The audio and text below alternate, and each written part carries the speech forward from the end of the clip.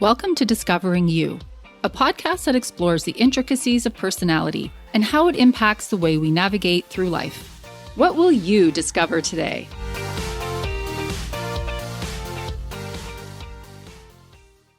Welcome to the inaugural episode of Discovering You. I'm your host, Victoria, and I'm so excited to be on this journey with you.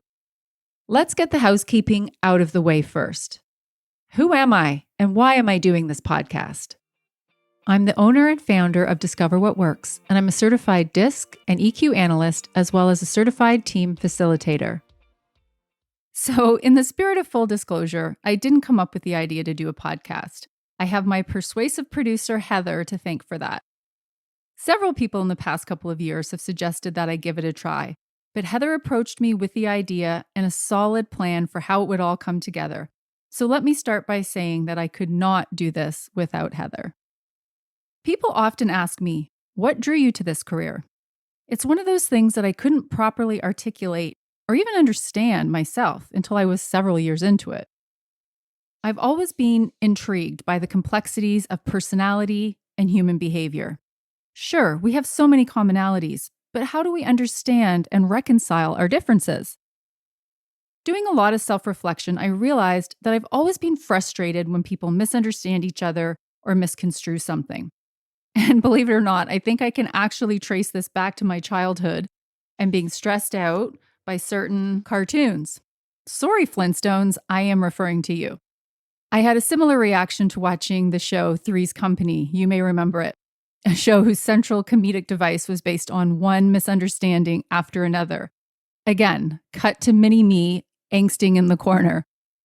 Have you ever been in a situation and you're listening to people talking and they are missing each other's points entirely? It drives me crazy when that happens, and I have to resist the urge to jump in and mediate. Okay, in all honesty, I don't always resist the urge, and in all honesty, it's not always warmly received by my family. When I look back on my childhood, I realize that I was a very binary thinker, as most children are, as we're raised with a set of rules corresponding to absolutes in terms of rights and wrongs. For instance, this behavior is right, that behavior is wrong. So this informed my view on disagreements and conflict. I would have described my relationship with conflict as not seeking it out, well, at least not consciously, but if it found me, I wouldn't back away from it. And this still holds true, but the way I deal with it is different. The binary thinking comes into play because my perception of conflict was that you either avoided it altogether or you tackled it head on, and that meant reacting with aggressive comments and proving why you were right and the other person was wrong. What was lost on me was that it's the space in the middle where understanding is achieved. And are you really going to get through to that other person by proving to them how right you are and how wrong they are? How about looking for ways to connect with them? What matters to them? Why do they feel this way?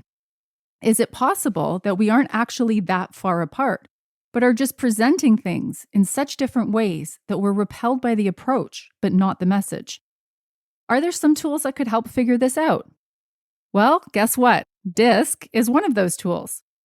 I am so intrigued by what makes people tick, why they behave the way they do, why they say the things they do, how our words and behaviors affect how we are perceived, and of course, what the implications of that are.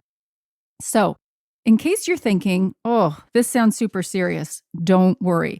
It's intended to be a lighthearted, fun exploration into these topics.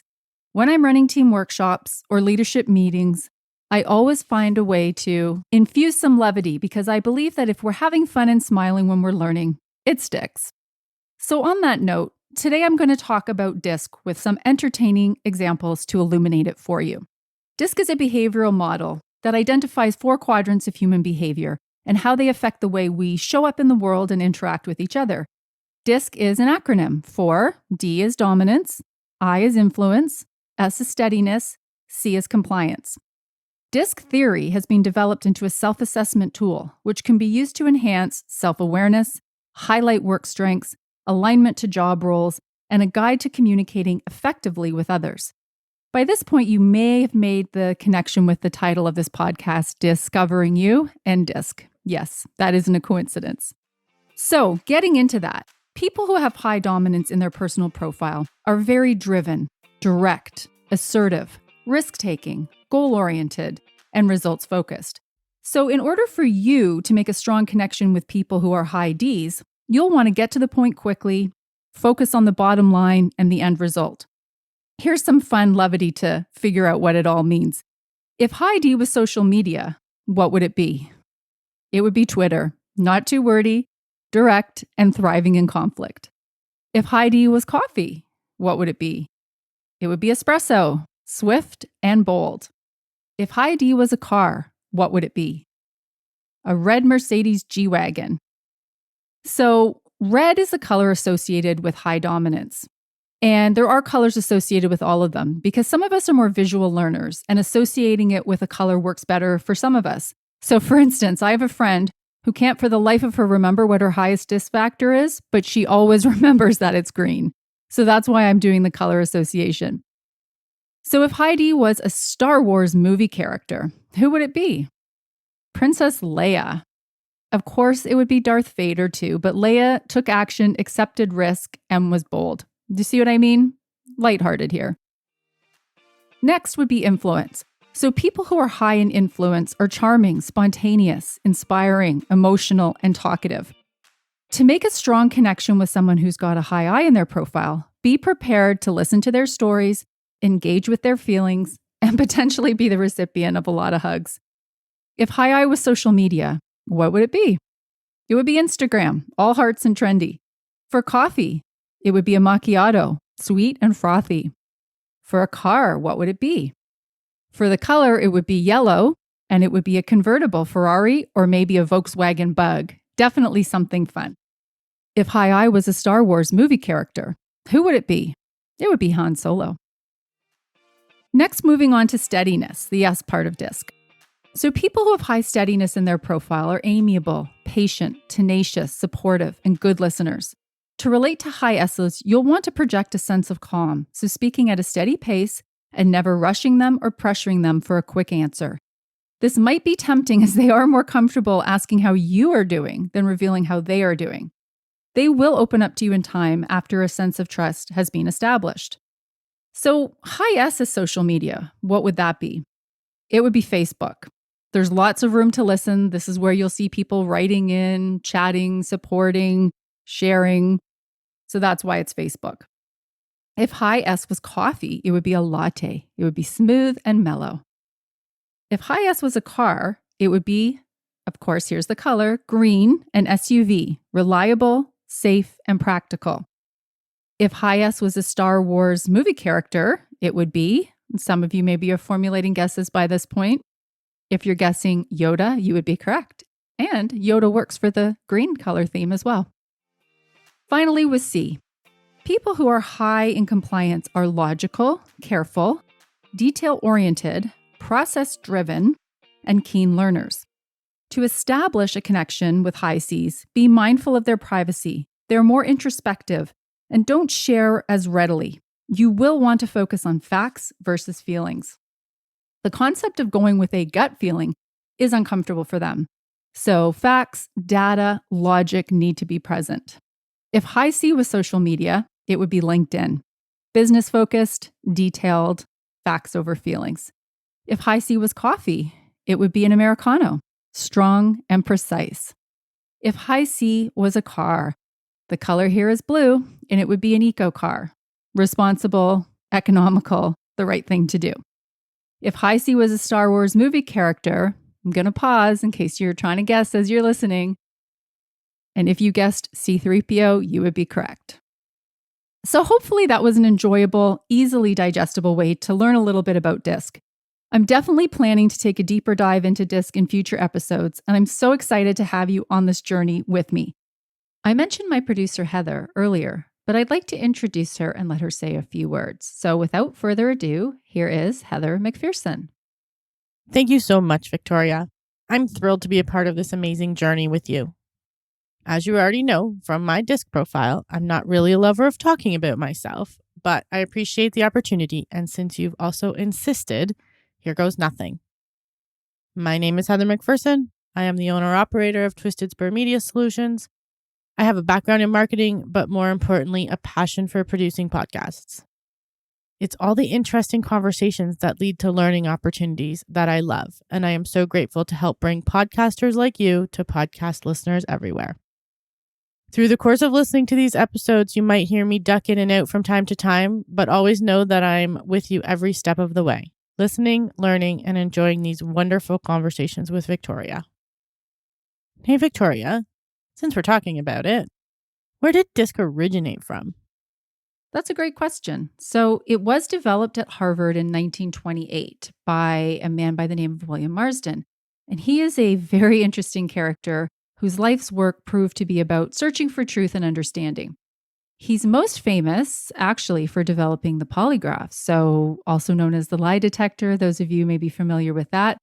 Yep, that's William Marsden, same guy who did DISC. Even more interesting, though, I think, and not as widely known, is that he created the Wonder Woman character for comic books. So yeah, he came up with the character, he developed it, and an interesting parallel here. His theme is consistent again. For those of you who are listening, do you know what Wonder Woman's superpower is? I'll let you think about it for a minute or two. Well, guess what it is? It's the lasso of truth. So when Wonder Woman wraps that around the person and it squeezes the truth out of them. So they are literally compelled to tell the truth. So again, you can see that he was really interested in, really searching for answers, trying to get to the core of what drives us, of what our truth is, really. I love that. How do people discover what their DISC profile is? So to discover your DISC profile, you do a questionnaire. There's 24 questions, and it's called an ipsative assessment. And what that really means is forced choice. You may have heard that before. What we're looking at really is a forced choice between two or more favorable or unfavorable options. I often get feedback that it's really tough to just pick one because none of them feel perfect.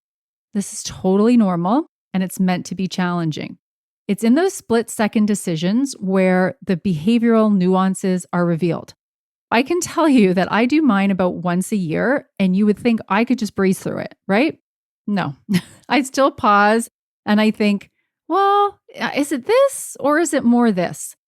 Let me give you an example. A sample question would be, select the word that most describes you and the word that least describes you. Here are the options: open-minded, obliging, persistent, cheerful. You would have to sit there and think, which one of those words is most like me and which one of those words is least like me. So for fun, let me just tell you how I would answer that. Most like me would be persistent. Least like me would be obliging. Heather, what about you? Do you want to let us know what your most and least like would be? Most like me would be obliging, and least like me would be cheerful. Okay, there we go. We both came up with two pretty different answers, and there's 24 questions that are like that. So you can see why sometimes people are like, oh, I think I'm two of these or three of these. Yeah, you probably are. But this is why we're asking if you have to just sort of go with that gut feeling. I always tell people, don't overthink it. Go with what your gut feeling is, and that will likely bring you back the most accurate result. Now, having said all that, I do want to clarify something. I mentioned earlier that DISC is a tool to help understand ourselves and others. And when it's applied in this spirit, it's incredibly useful. From my perspective and the way I run my business, it is never intended to label or put someone in a box. We all have DISC profiles, but we are not the sum of our profiles. It is not meant to explore every crevice of our psyche.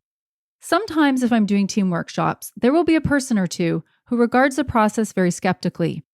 This usually occurs if senior leadership is driving it, and the employee is worried that they may be judged or pigeonholed by how their profile turns out. This is not the intention behind DISC theory. When applied appropriately, it allows people to zone in on their strengths and align their activities so that they are working in accordance with them. It's also a mechanism to understand the differences we see in coworkers and gain some insight into what may be motivating them to work and behave in the manner they do. It's all about expanding our viewpoint and never about limiting it. Now is the part of the episode where I answer a question sent in by a listener. So make sure to send in your questions to discoverwhatworks@gmail.com or visit the website discoverwhatworks.org and record your question there.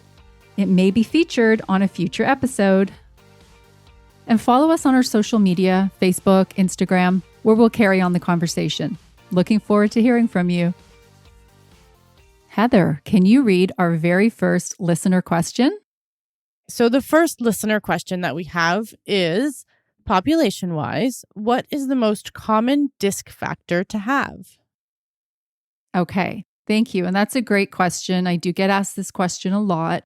And depending on the job that you're in, your sphere, this could seem out of proportion to you. But if we look at stats-wise in a North American population, the most common disc factor is actually S, steadiness.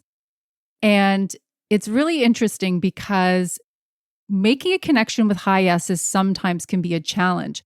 I do a lot of work with salespeople, and I think that often their profiles are I's and D's, and they don't always understand that S's are more reflective, introspective. They need to take their time. They don't want to be pressured or rushed. Trying to get them to make a quick decision, let's say going for some type of a quick close, is never a good idea. So it's super, super important to really understand the nuances that go into high S. And here's the thing. I always say high S's are sort of the toughest nuts to crack, but once you've done that, they are lifelong friends. S's are very amiable, very, very loyal. S is the most popular. That's what's represented. And the one that's the least likely is D, believe it or not. I know a lot of us feel like we're surrounded by a lot of D's. Again, that tends to be the sphere of influence. S is leading the pack. Most people are S's. D is definitely the least. And then it's sort of in the middle, following I would come next, and then C would sort of be next to D. I find that so interesting. I do too. And I honestly almost didn't believe it, had to do my own research. But again, that's when I realized, okay, wow, the sphere that we live and work in is very, very relevant to this question. Yeah, if you're in a sales industry, you're going to see all kinds of I's and D's. If you're more in something like engineering, accounting, even things that are really highly creative in terms of photography, you are going to see a lot of C and S as well. It really, really, really depends on your environment. Thanks for listening. Remember, send in your questions to be featured on a future episode and subscribe to the show on your favorite podcast app.